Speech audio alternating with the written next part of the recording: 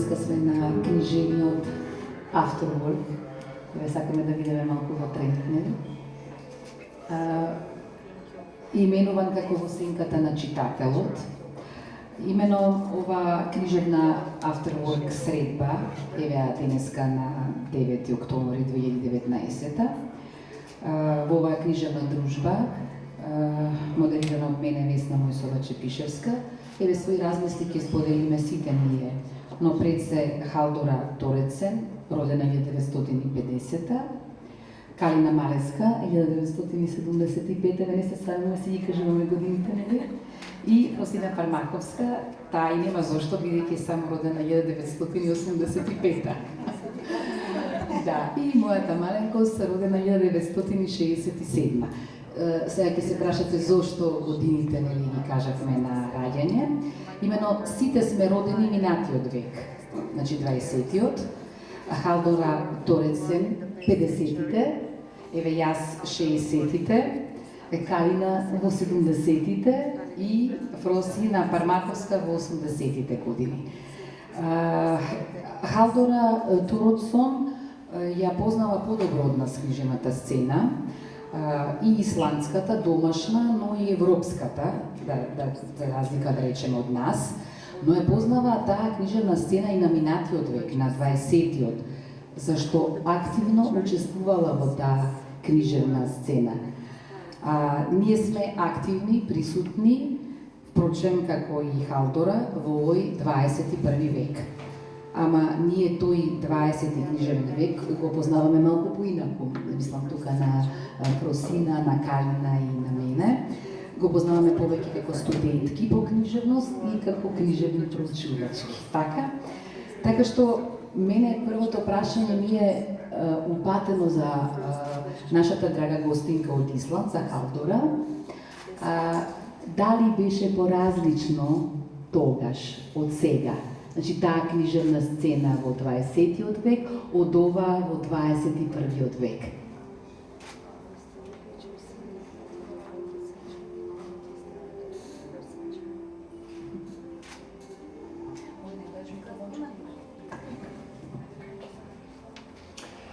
In the 20th century,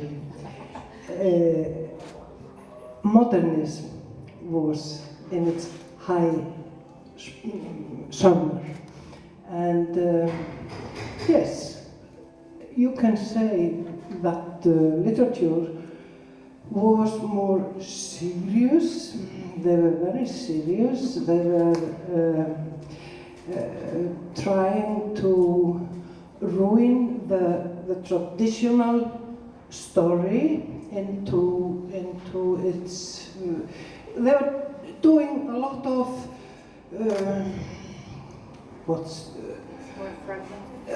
More fragmented, yes. The modernists were hardly understandable at the time. There came time when we had difficulties reading our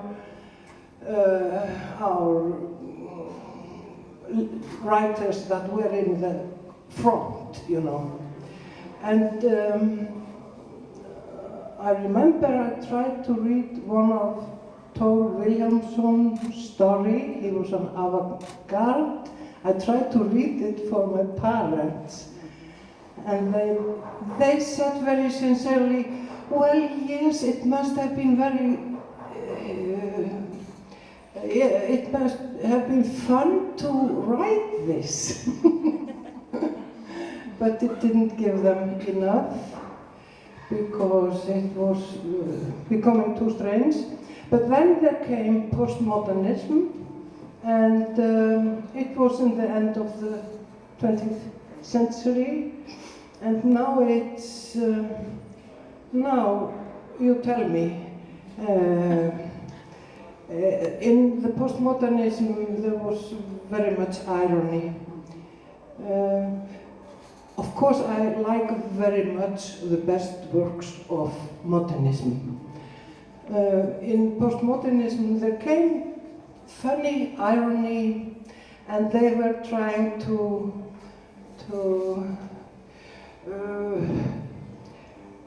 not be so high, monumental really, but tried to take low culture into their writings.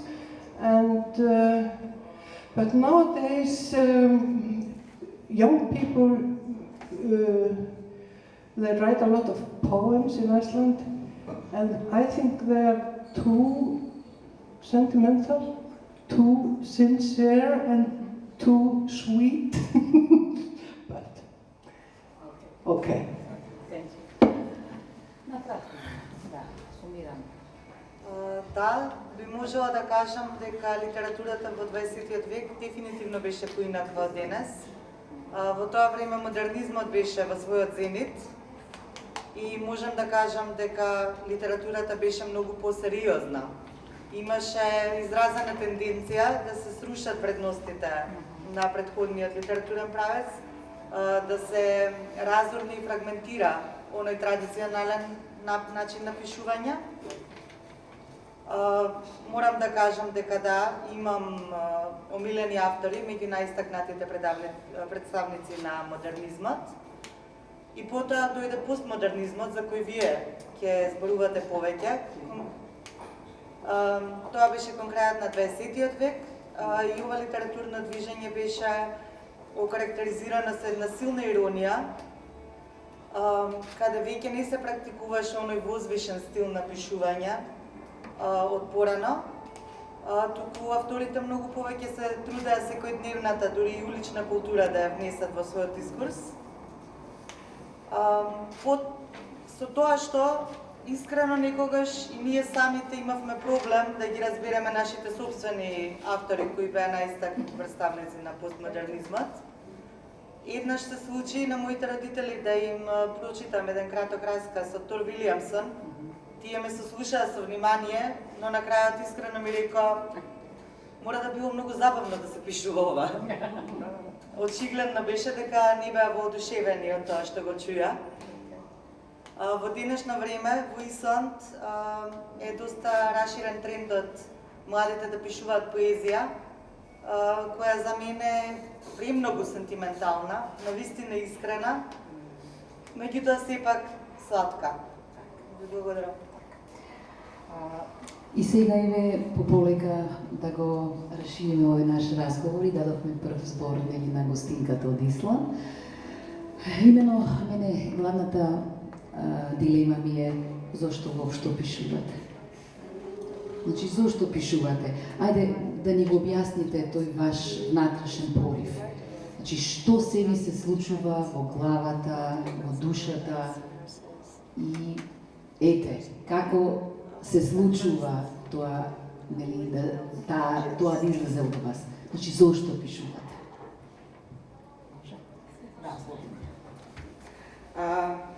Да, тоа е веројатно прашање што сите автори си го поставуваат на себе и другите. Јас не пишувам. Да, тоа е често прашање бидејќи навистина е важно што се мотивите за пишување на книга. Најчесто е некој внатрешен порив и потреба да се искаже нешто што не мачи или што не тишти. И сакаме тоа да го споделиме со другите. Често пати се вели дека пишувањето представува еден вид терапија. Јас за себе лично можам да го потврдам тоа, затоа што некогаш пишувам тоа што ми е важно во некој момент и тоа никогаш нема да го објавам. Значи имам такви неколку раскази кои што сум ги напишала, затоа што нешто ми било тешко, сум сакала да ги кажам исприказна, но потоа кога ќе се навратам на нив, мислам дека некои од нив не се баш за објавување, дали не се можеби добро структурирани, туку како што ми доаѓа. Не се важно, не се важно. Да, така сум пишувала, но кога станува збор за објавување, мислам дека малку треба предвид да се има и читателот и дистанца, така што сепак нешто од внатре не тера да пишуваме, но исто така сакаме да го споделиме тоа со другите и важно ни е, нели, како ќе реагираат веројатно читателите на ова. И само една кратка анекдота исто во оваа смисла ќе додадам. Не е анекдота вистински настана, но во секој случај пред 10 години, па и повеќе од 10 можеби, разговарав со еден познани кој се занимава со теорија на литература И тој прашуваше нешто слично ова прашање сега Весна што го постави, бидејќи тогаш излезе мојата втора книга и тоа беше повод некој за нашиот разговор. И јас, тој вели дали пишувате за читателите, јас така спремно одговорив, не пишувам за читателите, туку за тоа што мене ме мачи или што сметам дека е важно. Неговата реакција беше малку така саркастична. Тој вели, јас во тоа не верувам, ми рече. Мислам дека сите писатели сакаат да бидат прочитани од читателите и пишуваат и за читатели, само што не признаваат. И сега јас тогаш размислував на таа тема и во текот на годините се навраќам на таа тема постојано. И мислам дека малку го имам сменато можеби мислењето или развиено да речеме. Повторно одговорот би рекла дека е не пишувам за читател со намера да се допаднам во таа смисла. Но сепак важни се читателите, се разбира, но тоа не значи дека ќе го прилагодиме пишувањето или темите за да им се допадне на читателите. Го пишувам тоа што навистина ме мачи, што јас сметам дека е важно, но и се надевам дека нели тоа ќе стигне и до читателите и ќе им се допадне. Но и да не им се допадне, повторно останувам на своето. Значи, не го прилагодувам пишувањето, но тоа не значи дека не ни се важни читателите, се разбира дека не се важни. Сега малку и ќе се побијам кратко, бидејќи мислам дека има една контрадикција во сето ова. И уште една само кратка анекдота и потоа ќе завршам со овој круг. Еден ирски писател познат Јејц многу често пишувал за неговата љубов Модгон. Значи во многу песни таа се спомнува, но секогаш е во склад со темата на песните. И е релевантна за она што го пишува. И сега има една анекдота кога тој напишал некоја песна за друга тема и на крај во една строфа повторно за Модгон пишува. Еден негов пријател му рекол преубава ти е песната, ама оваа строфа сосема не одговара со останатиот дел од песната и му предложил да ја исфрли. Сега Јејц одбил да го направи тоа, песната е така останата. И во овој контекст сакам да кажам дека ова е симпатично вака како анекдота, генерално Јејц е фантастичен автор, но еве оваа песна конкретно сум ја читала и навистина не се вклопува. Сакам само да кажам дека сепак е важно да се има читателот предвид. Повторно не во смисла да се компрометира со своето пишување, но секогаш ако сме свртени само кон себе, само тоа што ми е важно, сакам да го кажам, не ме интересира дали е тоа разбирливо за читателот, тоа јас го сметам за арогантно по крајна линија и себично, така што мене ми се одбивни такви книги. Значи, кога се има предвид читателот, во смисла на тоа да се има предвид дека некој друг се почитува, нели читателот се покажува почит кон него, такви книги ми се поблиски. Но повторно, значи не да пишувам нешто намерно само за да се допадне во таа смисла. Мислам дека може некој поинако мислење и искуство има Фросина, затоа што мене ми беше интересно да слушнам, значи, зошто Фросина пишува или кога реши дека ќе пишува, така, зашто има таков некој момент кога дојде како клик, така, кога и се случи тоа на Фросина, бидејќи сепак се работи за една млада авторка, како што и Калина, значи кога ви се случи, значи кликот еве. Да, се согласувам со Калина кога вели дека на почетокот навистина не сакаме да имаме предпоставен читател, нели? Горди сме на себе, нели можеме и така, ама мислам дека како поминува времето, како стануваме позрели, дека и се менуваат перцепциите и размислувањата. Пишувањето, патем ова едно од најтешките прашања, тоа е... Како за испит. Да, тоа е, мислам, суштинско прашање, тоа е еднакво на прашањето кој сум или што сум, што цел живот е, може би малку да се одговорат. Пишувањето е порив, јас, еве, за моите почетоци, јас како се паметам себе си во образовниот процес зборувам, јас пишувам, значи тоа беа некои, нели, почетни обиди, поезија, потоа кратка проза, па тоа одеше се подолго додека не се најдов, нели, во романот, во подолгата форма. И негде мислам дека тоа ми беше клучниот период кога ете ми се потврди дека тоа сум. Јас ништо не можам и ништо не сакам да научам да правам подобро од пишувањето, баш кога стапнав на тоа тело на романот, на вториот роман, затоа што првиот беше краток роман, не се пронедов во таа форма, значи ми фалеше, чувствував дека ми фали уште повеќе простор, уште повеќе страници. Почетокот, значи на пишувањето е сепак некој порив, некоја внатрешна средба со себе си. Тоа е често пати кога сум зборувала на слични прашања, пишувањето за мене е како едно преубаво патување. За секој пишување, за сите 3 романи, зборувам со известна носталгија, затоа што тоа е на вистина процес кој што не се споредува со ништо друго. И тоа патување, според мене, неминовно започнува од себе си. Авторот, значи, мора да доживее тој внатрешен потрес, внатрешна средба со себе си. И тоа патување завршува, крајната станица на тоа патување е читателот. Значи, не го гледам... Каза ти рековте дека ова ќе го насловиме како во сенка на читателот. Да, во сенка на читателот, не го гледам присуството на читателот во пишувањето и тоа го зборувам во најпозитивна смисла, затоа што лично за мене тоа би представувало известен притисок, зашто нели читателот е широк кој читател, па сега нели тука се и блиски, тука се непознатите, значи според мене јас лично морам да се ослободам од сите тие стеги при пишувањето за да дојде буквално на крајната станица, да дојде читателот, буквално романот завршува во прегратките на читателот. Што тој крај на тоа патување за писателот, всушност е почеток на едно ново патување на читателот. Тоа е веќе таа комуникација помеѓу читателот и авторот на најубавиот можен начин преку романот.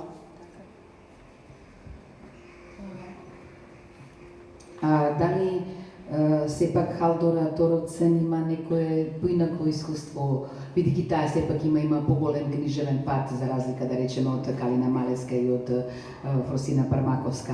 Дали таа сушност сепак пишува за некој предпоставен читател? Дали до сега пишувала за некој предпоставен читател?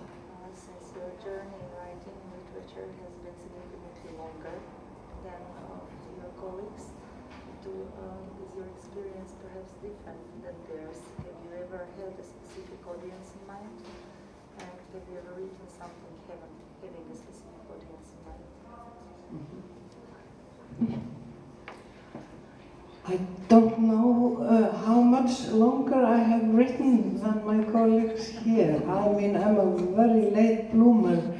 I was teaching most of my life and doing some radio jobs and things like that.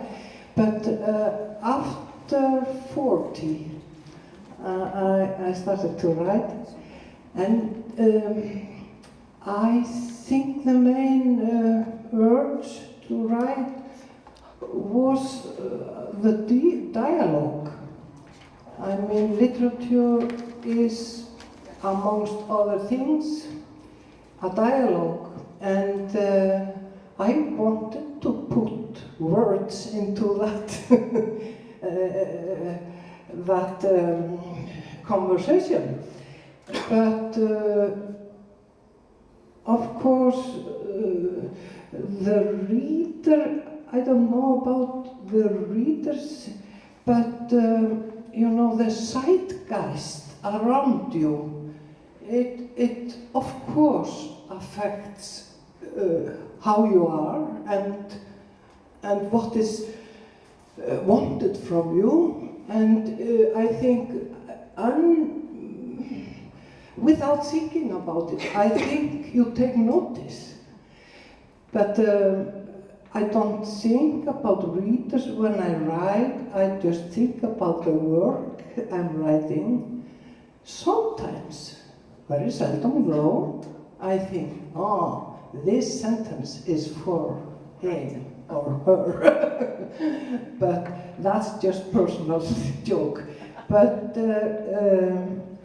yes, I think you take notice of the writer because you're part of the community and the zeitgeist around you, and you change with it. I noticed that perhaps I'm getting, everybody becomes a dinosaurus, and I'm becoming perhaps a dinosaurus. I mean, I think the zeitgeist now isn't, I'm not completely, yes, I'm a little bit otherwise than it's most in well, I think irony and understatement, anyway, it's not so popular now, and I use that quite much in my style. Perhaps not in this book. This is very up to date, very sincere. Па не би можела да кажам колку повеќе сум пишувала од моите колешки, затоа што јас доста доцна почнав да пишувам. Поголемиот дел од животот се бавев со предавања, почнав да пишувам дури по својата 40-та година. Секако, дека секој автор живее во одредена средина и е под влијание на таа средина, без оглед на тоа дали е свесен или не. Во секојдневието јас не размислувам на мојата публика, меѓутоа тоа која сум јас е производ на мојата средина, на моите пријатели, на моето непосредно или посредно обкружување. Така што без да сум свесна, сето тоа е веќе рефлектирано во моето пишување. Кога пишувам, не размислувам за читателите. Мислам на работата што ја правам во моментот, но се случува од време на време да помислам, оваа реченица е за тој или за неа. Сепак ова е една интерна шега. Едно нешто на кое помислувам во последно време е дека доаѓа време кога сите ние стануваме диносауруси. Нашето време поминува и сме престари за да можеме да ја перцепираме младата генерација средината. Денес мислам дека можеби моето пишување не е веќе толку приемчиво за новите генерации, бидејќи јас во моето пишување користам доста иронија, доста ненагласени поенти, неексплицитни, и мислам дека овој стил на пишување веќе не е толку популарен. Овој роман Двојно стакло е исклучок. Ова е многу модерен и многу искрен. Многу искрено дело. I just had a question to ask you about when you mentioned the dialogue. Did you mean an internal dialogue or the dialogue in society? Yes. Literature is dialogue, amongst other things. Of course, it's also aesthetic, the art of telling story, but it is a dialogue between countries, between space and time. Yes, dialogue. Едно нешто што мене од секогаш ме поттикнуваше да пишувам и ме турна во тие води да почнам да пишувам, беше што од секогаш го слушав тој диалог што се случуваше околу мене во општеството, и литературата ја сметав како еден начин за изразување на тој диалог. Литературата, освен една естетска вредност, е нешто што ги поврзува земјите низ светот и што им помага на луѓето да патуваат низ просторот и времето. Читајќи, нели, за денеска, еве како да ги врземе трите авторки, нели, бидејќи има сепак различен сензибилитет во пишувањето, јас сега морам да кажам дека не ја познавам толку добро автора Торецен, освен со овој превод кој што го добивме благодарение на издавачката куќа Антолог, и за тоа им благодариме, бидејќи не можеме, нели, се да читаме во оригинал, значи не само на англиски, туку преку исландскиот јазик да влезе и исландската култура и литература преку овој потек на Антолог.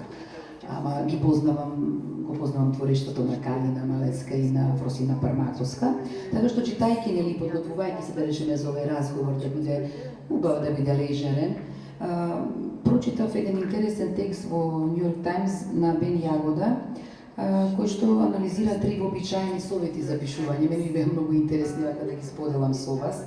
Едната од 3 најпознати пишувачки изреки е убий ги своите миленичиња.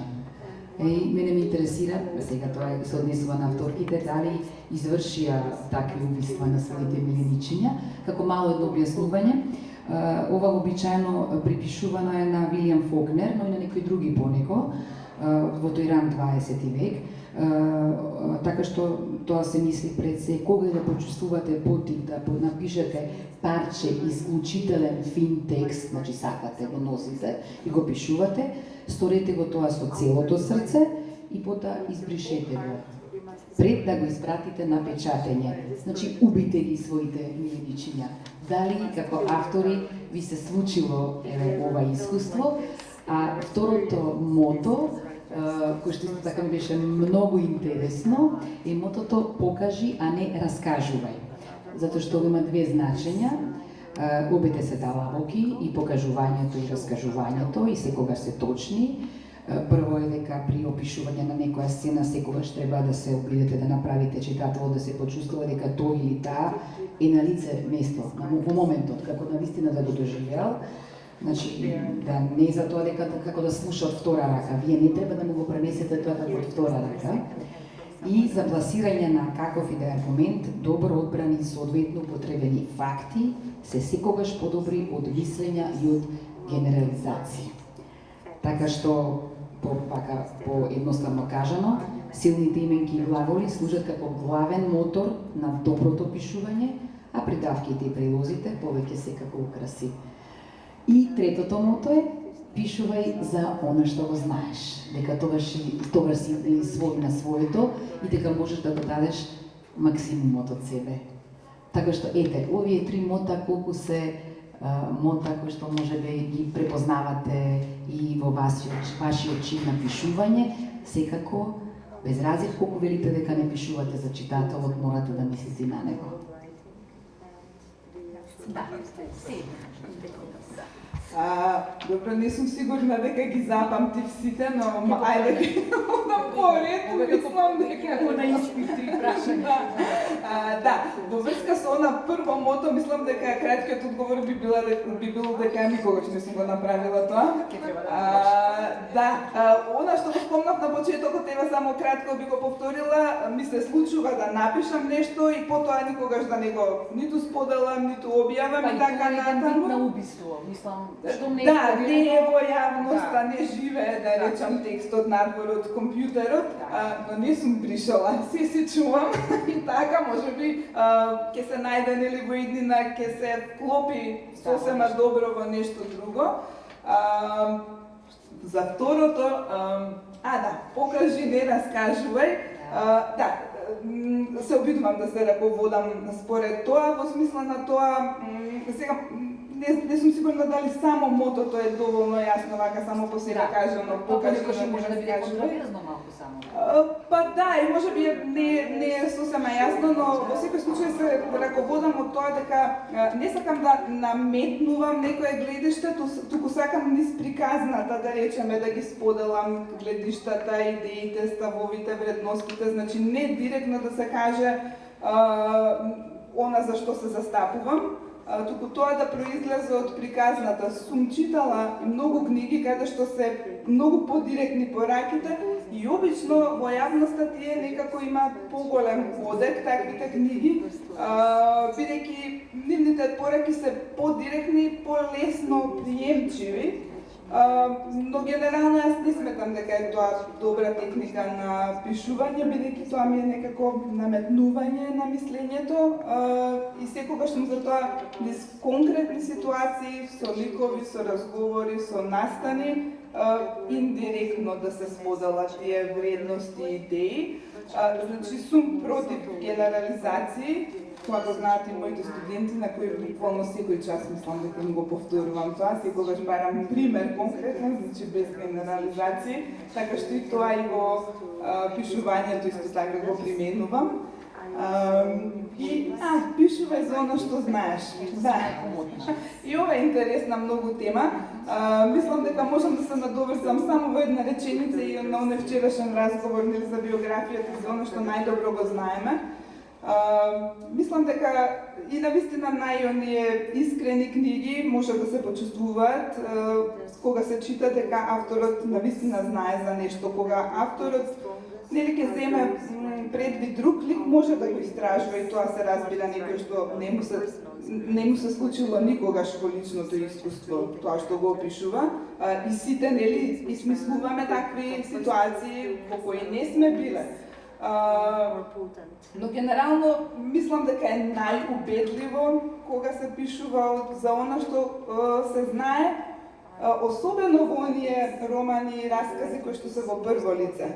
Но од друга страна, мислам дека и за авторите е многу важно да истражуваат за други теми и може да се пишува и за нешто друго. Сега себе од своето искуство можам да го дадам примерот со романот Бруно и боите за Джордано Бруно и со драмата Случка меѓу настани за Хипатија, математичарката од 4 век, за кој што многу истражував. Значи, тие ми се поинакви книги од оние кои што се лични, кои што сум ги пишувала од собствено искуство. Значи, овде процесот на истражување беше многу подол, околу година и пол-две, значи за секоја од нив да речеме.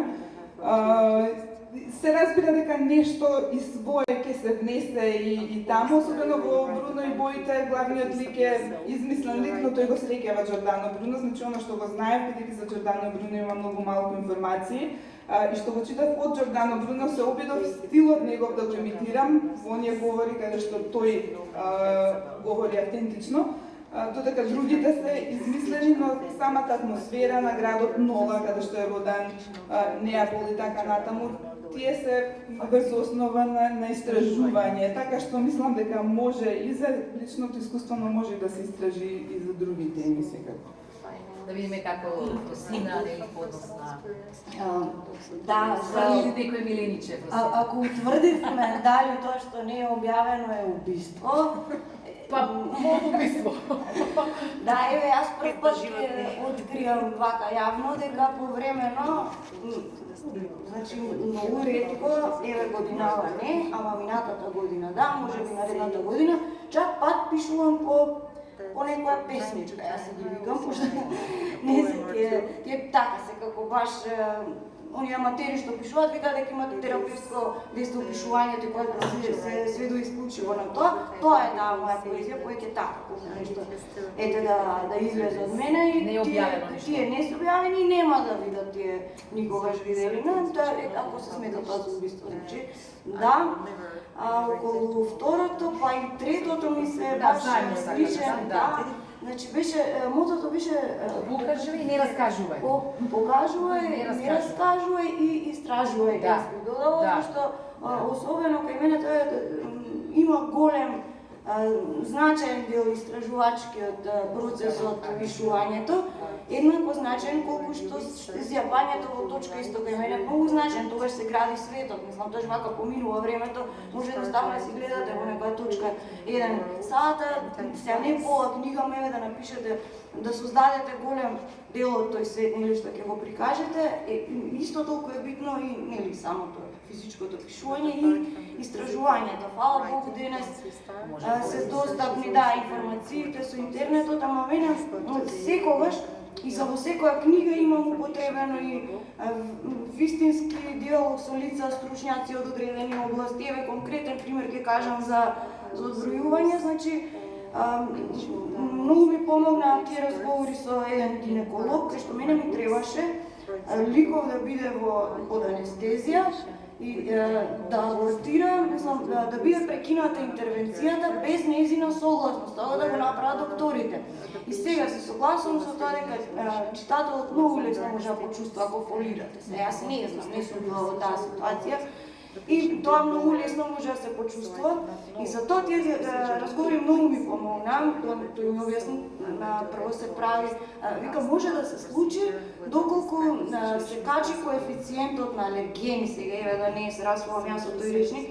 Јас сум добро претходно, не се прават тестови, се прават, ама доколку покаже на тестовите за одреден таму, 2-3 се смета во нормалата, но може да се случува тој во самиот зафат да рикне до 7-8, почнува да се појавува тоа црвенило кое што се шири од Догушење. да, догушење. И тоа така убаво ми го објасни. Јас веќе го имам во главата и така и го напишав, буквално како да сум го доживеала. Во искуство користи. Да. She felt like she went through the whole experience personally, and this helped her. А сигурно гостинката од Исланд има и многу повеќе, да речем, искуства на ова поле.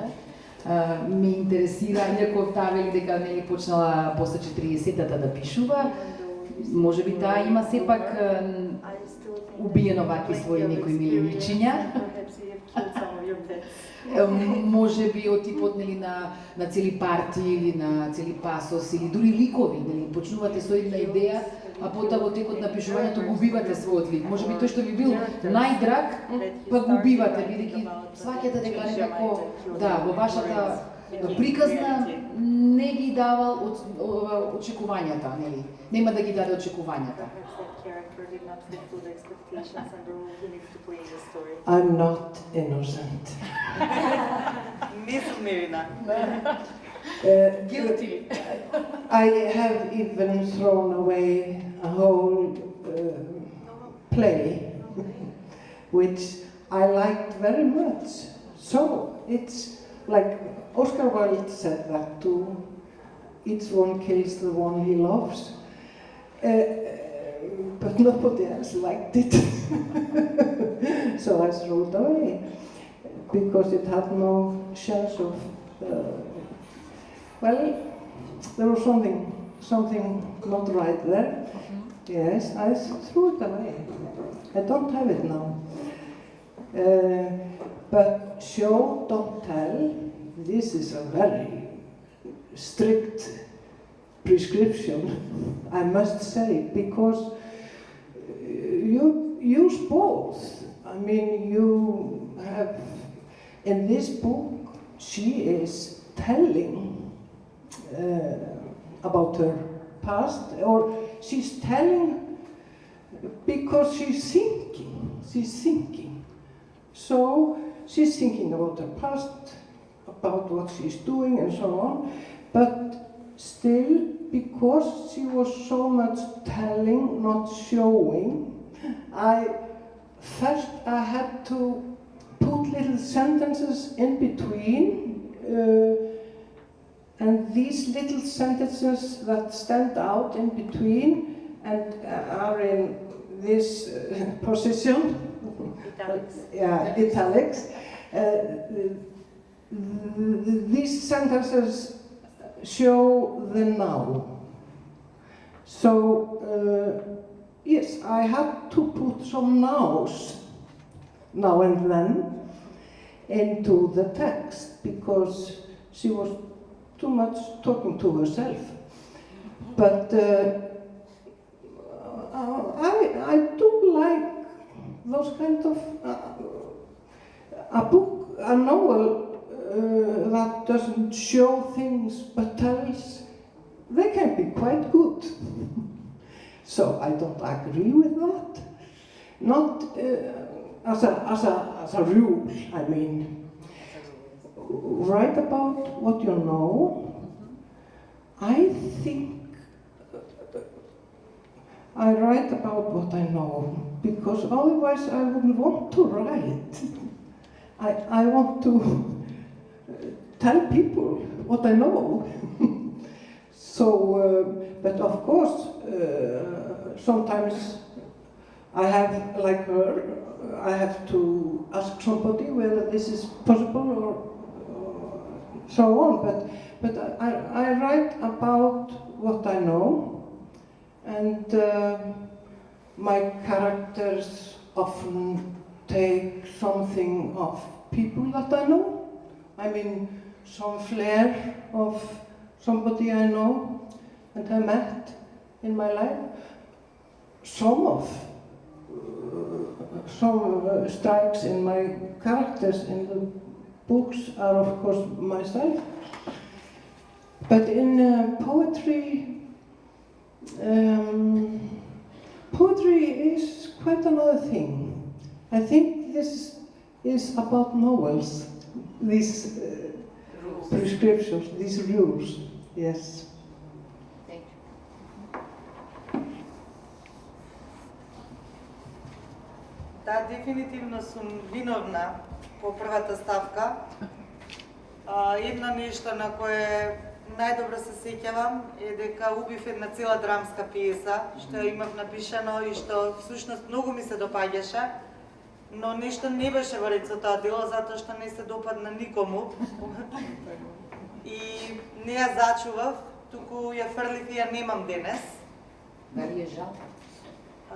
Do you regret throwing the play? Little bit, yes.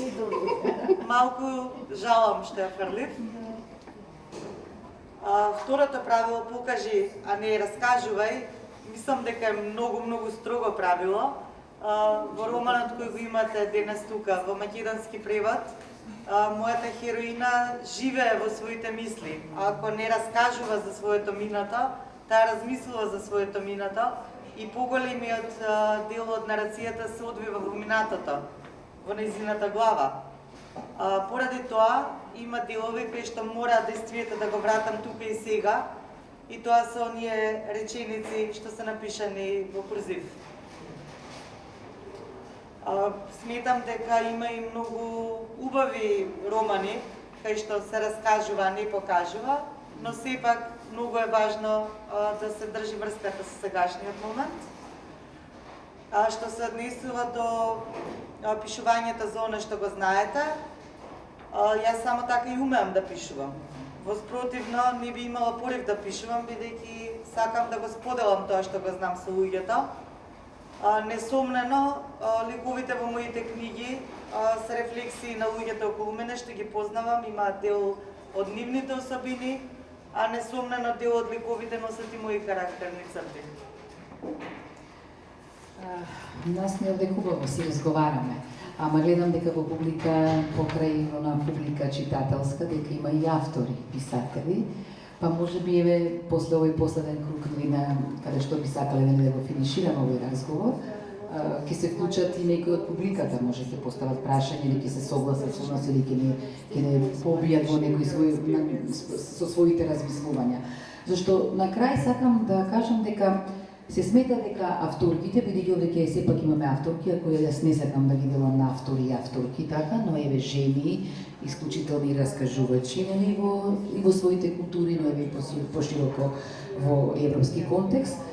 Така што овие авторки имаат генерален проблем со кажување на вистината, така се вика, така се кажува.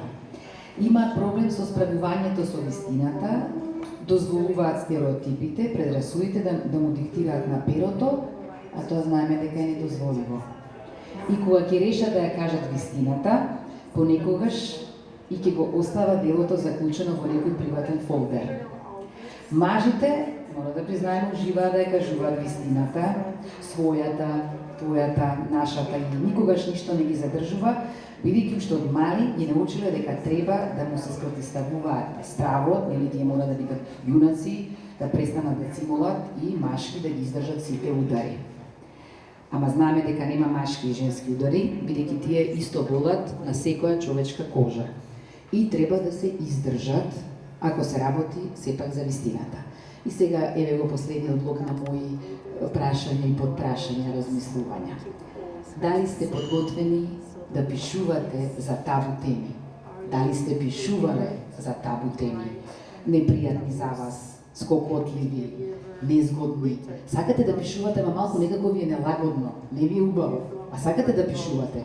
Дали сте напишале нешто од тоа што ви е длабоко неудобно? И кога го читате, чувствувате како да читате како да го читате некој друг, а не да се читате себе си. Дали тоа ви се случило како такво некој доживување? И дали сте подготвени да пишувате приказни, да пишувате книги по нарачка? например, на зададена тема, на конкретна тема, за конкретна целна група, за одреден круг читатели, постари, помлади, поискусни. Дали сте подготвени? Бидејќи главната тема е се за читателот и вие треба очигледно да се движите во тој правец, на овој маркетинг општество, да бидете во сенката на читателот. Дали сте подготвени за вакви остапки? Дали веќе сте го направиле тоа? А секако овие прашања може да важат и за вас. И драго ми е што има вакви коментари и прашања, бидејќи многу ми е голем предизвик, не се согласувам со нешто, тогаш и сакам повеќе да зборувам.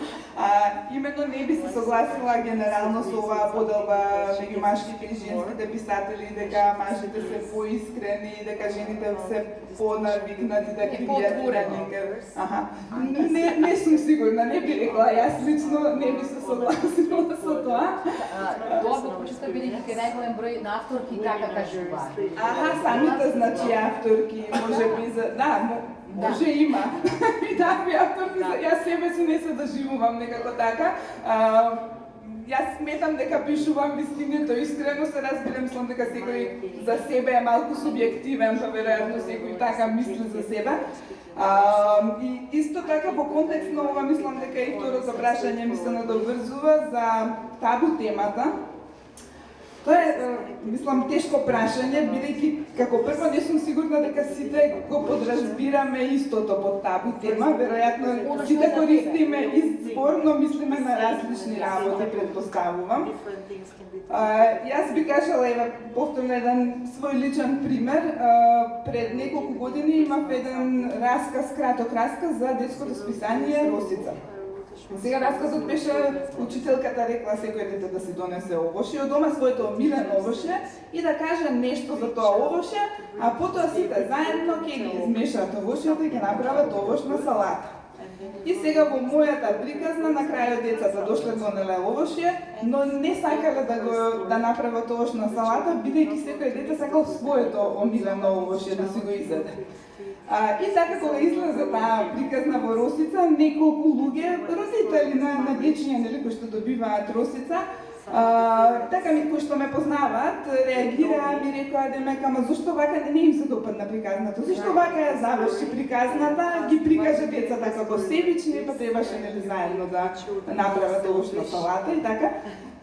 Јас тука сватив дека, да речеме, мислам дека себичноста на децата, јас така го доживеав тоа, дека е некоја табу тема. Значи, не треба да се прикажуваат така децата, како себични.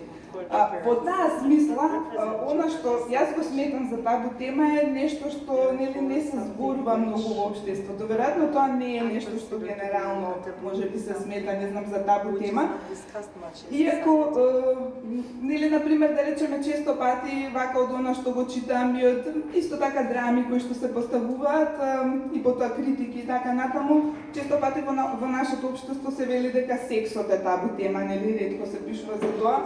За мене лично тоа не е табу тема, бидејќи не ми е ниту непријатно, ниту посебно шокантно, мислам дека и одамна се пишува во литературата за тоа. Се јасно ми е дека малку релативизирам, бидејќи се разбира табу тема не може да биде критериум поединец, бидејќи по дефиниција табу тема е она за кој што мнозинството не зборува.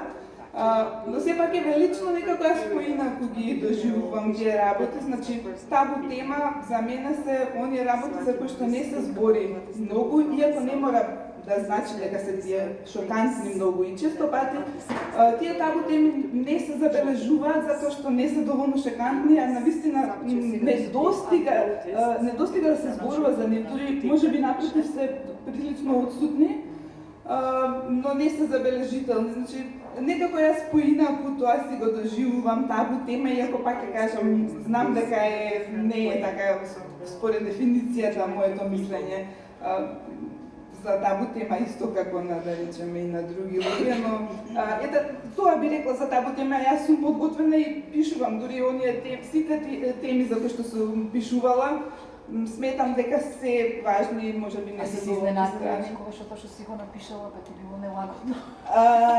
Не ми било нелагодно никогаш. Што напишав? Не ми било, иако, да, си помислувам како ќе реагираат, ама Да, не сум фино, добила много те чекам. Си помислам како ќе реагира. Да. Кога би ме прочитал, не знам, партнерот, кога би ме прочитала мајка ми, така, сега жели. Да, ама повторно партнерот, некако кога би ме прочитале децата, нели така. Мали моменти така кога сега. Па не повеќе во оваа насока, еве како приказната од Росица, например тука не очекував и не си помислив, па реагираате што сум мислела ќе реагираат, па никој не реагира.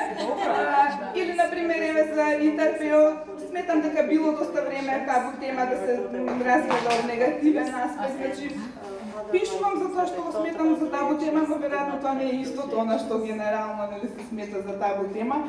А за понарачка, мислам дека и да сакам, не би знала да напишам понарачка. И тука малку може би се разликува, да речеме се разликуваме ние од западните земји, каде што може да се живее од пишување. И станува збор за нека конкуренција и заработка и така натаму, така што и пишувањето понарачка е дел од таа заработка и веројатно е прифатено како нешто нормално. Ние бидејќи воопшто не живееме, мислам, никој од нас од пишување, така што оваа тема не ни влегува воопшто во видно поле дека треба да се пишува за понарачка, затоа што тоа тука станува збор за добивање на финансиски средства, ние таква работа немаме. немаме. Ама еве Жарко од Антолов, нели ти рече сакаме дури пари, сакам тоа да напишеш тоа. Не би знаела Нели? дека напишам тоа дефинитивно, значи можам да напишам тоа што ме интересира и тоа што сакам, така што понарачка мислам дека не би ме многу бивало. интересно нешто. Еве Петар сака. А не мислиш дека еве на пример не заработуваме што не заработуваме, а не мислиш дека еве на пример ни се продало првото издание па сме имале второ издание, више за трет мислиме Што да ќе правиме? биде интересно и тоа не е да вид нарачка? Добро, ама пак нешто што ние пишуваме. Ама пак е нешто што ние го чувствуваме како некоја тема на која би можеле да пишуваме. Например, се понарачка, јас така го подразбрав, понарачка напиши за оваа тема, сега дали ќе знам да напишам за таа тема, веројатно нема да знам да напишам во таа смисла. А инаку секогаш, како и првото прашање нели за читателите, мислам дека си размислуваме секако. Ај, не знам да Добро, ние сега Секој сака да ја читам, мислам. да, знаеме дека не можеме да одговориме, да дадеме нели дефинитивни одговори на ние од овие нели кои што ги поставивме. Многу прашања се отворија, не мислам дека со ова ќе завршиме, но би требало, пошто ми кажува дека треба сепак да завршиме, да не влеземе во некој тајминг на другите настани, така? Да. Еве за да финишиме, јас сам Да, во голем дел да се согласувам и со Калина, особено еве и за табуто, нели сите различно го сваќаме, различно го дефинираме. Јас лично додека го пишував романот Одбројување, јас мислев дека пишувам за нормални теми и теми банални и од секојдневието. Искрено, јас не го доживав тоа дека пишувам некакви табу теми, ама после романот неколку пати се провлече тоа прашање ете за табу темите и сега еве ми текната била темата на неверството, абортусот, лудилото и се уште јас лично не сметам дека тоа се баш табу теми. Дури уверена сум дека сите што сме овде имаме или пријател, или познаник, или роднина кој што или лично е засегнат, кој што или имал некакво искуство со неверство или со абортус или со некакви психички проблеми, така што а тоа сигурно и го спорува со некој, не верувам дека тоа табу, меѓутоа може би во нашето општество така се доживуваат и ете јас немам чувство дека сум пишувала за табу теми. За мене не знам некои други теми, например, еве педофилија, некрофилија, едноставно силување, тоа е за мене табу тема. Ете и се уште се чувствувам како да немам пишувано на табу теми. А во врска со другото прашање, за пишување по нарачка, немам некое големо искуство, имам став околу тоа, дека доколку текстот кој што се бара од нас не се коси со некој ептен принцип до кој што држи или ставови, немам апсолутно ништо против тоа, затоа што знаеме каква е ситуацијата кај нас со пишувањето и со писателите и изминативе години баш меѓу нашава генерација се водеше мала војна во врска со ова прашање и конкретно текст по нарачка дали се пишувале биографија некому по нарачка и за одредена цена. Јас бев од тие што еве Петар се лучи што мене дека да, тоа е честна работа, тезга ги викаме. Тезга. Зашто на никој не е тоа више од Тезгите не посаат само во опишувањето, тезги и во музика, и во сликарство, и во фотографија, секаде има во другите уметности секаде има тезга. Така, да, баш во сите уметности и од секогаш имало, нели? Во времето на царот се нарачувала песна за одворскиот поет за керката како е најубава и не знам слични работи, така што во однос на тоа мислам дека би пишувала, дај Боже да имам шанса, некоја добра понуда. Да. И би пишувала и табу теми, ако ова не го рачунам до себе, би пишувала, тоа е составен дел од реалноста што ја живееме, и тоа природно влегува во интересот на писателот, во интересот на книжевноста, зашто една од основните функции на книжевноста е да ја опише реалноста таква е тоа што е. Subjects which are considered as taboos because they are part of reality and should be avoided. Да, и сега очекуваме да видиме што ќе ни кажа. I agree with this last sentence. Shall I answer? Да. Не, значи кажи дека можеме да завршиме, да. This will be the last question, and Okay. afterwards we have to find the space for the next event. So I will answer this question. Интересно се. Yes. Yes, you cannot sit and write under the street lamp, only under the street lamp. There is a lot happening in the shadows. So, in the shadows, in the dark, on the dark side of the lamp. Shadows. Yeah, and well, I have been accused of cruelty, of putting something forward, but we have to face things. So I don't see great difference between female and male writers. We are just writers, humans, and some of them are courageous, others not, just like the women. But it was about, would you write about taboos? I don't know. Some say that in this book that I just wrote, there is a taboo. I didn't feel it when I was writing it.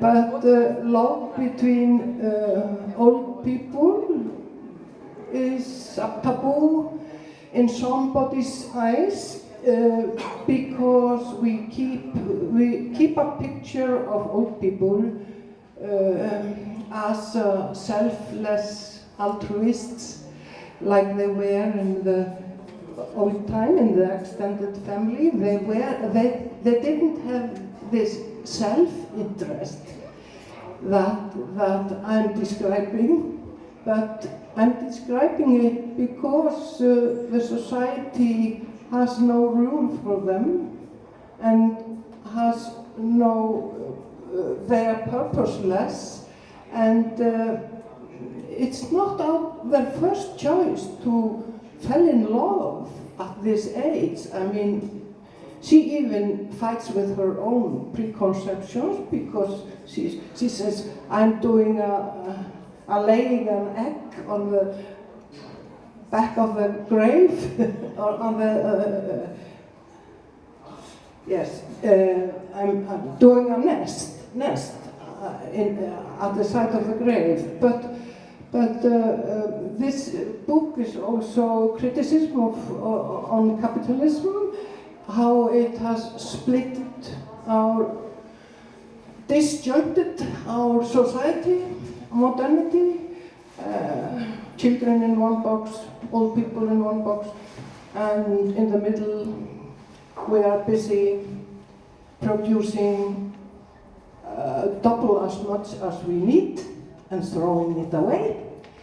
And the wheel, the working wheel is just it's circling for its own glory and doesn't take notice of our needs. But what we need is, of course, I don't know what political label I would put on something, something that takes care of both the soul, the nature, and the moral, and yes, those three things. But whether I would be able to write for an order, I have been asked. I was asked in Italy. There was a very good woman that is publishing books that fight against bad preconceptions, prejudices. I did not trust myself to do that. I was so afraid that I had to be politically correct, or I just said, no, thank you. You know, there were lots of money in it. But I said no.